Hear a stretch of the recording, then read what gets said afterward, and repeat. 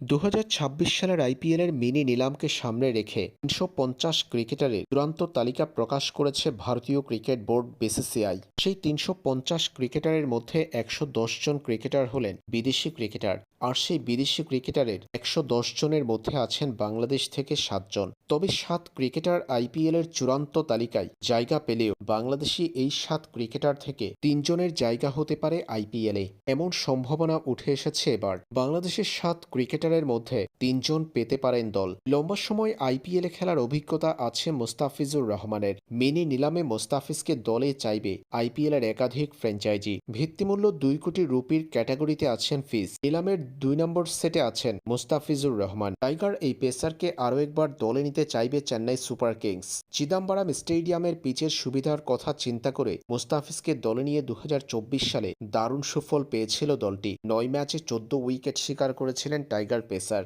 জাতীয় দলের ব্যস্ততার কারণে আর খেলা হয়নি তার। সেই আইপিএলে সর্বোচ্চ উইকেট শিকারীও ছিলেন মোস্তাফিজ। তাই নিলামের টেবিলে অন্যান্য ফ্র্যাঞ্চাইজির সঙ্গে লড়াই করতে প্রস্তুত চেন্নাই। মোস্তাফিজকে দলে চাইতে পারে তারা। বাংলাদেশ থেকে দল পেতে পারেন তাসকিন আহমেদ। এর আগে আইপিএলের কয়েকটা আসরে একাধিক ফ্র্যাঞ্চাইজি থেকে বদলি ক্রিকেটার হিসেবে সরাসরি চুক্তিবদ্ধ হওয়ার প্রস্তাব পেয়েছিল তাসকিন। তবে বাংলাদেশ দলের ব্যস্ততা থাকার কারণে বাংলাদেশ ক্রিকেট বোর্ড অনাপত্তি পত্র না দেওয়ায় তাসকিন আহমেদের খেলা হয়নি আইপিএলের নিলামেও চূড়ান্ত তালিকায় নাম থাকার পরেও তাসকিনকে দলে নিতে পারেনি আইপিএলের কোনো ফ্র্যাঞ্চাইজি, কারণ বিসিবির অনাপত্তি পত্র দেয়াতে বাধা। এবার সেই জায়গাতে যেহেতু সবুজ সংকেত আছে, তাই তাসকিনকে নিতে পারে আগ্রহী দল। ধারণা করা হচ্ছে তাসকিনকে দেখা যাবে কলকাতা নাইট রাইডার্সের জার্সিতে।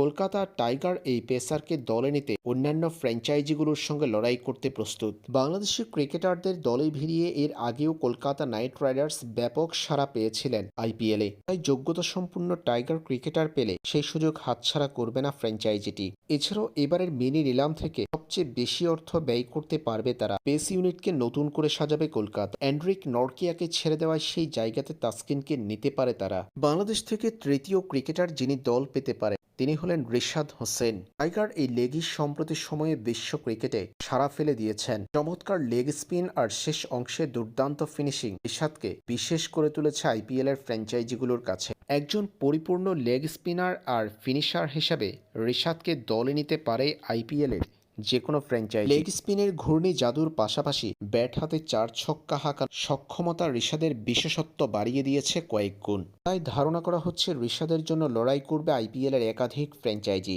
রিশাদকে টার্গেট করতে পারে প্রীতি জিন্তার পাঞ্জাব, কারণ তারা নিলাম থেকে নাকি একজন পরিপূর্ণ লেগ স্পিনার দলে ভিড়াতে চাইবে, পাশাপাশি স্পিনিং অলরাউন্ডার। একের ভিতর 2 প্যাকেজে রিশাদকে তাই নিতে পারে প্রীতি জিন্তার দল।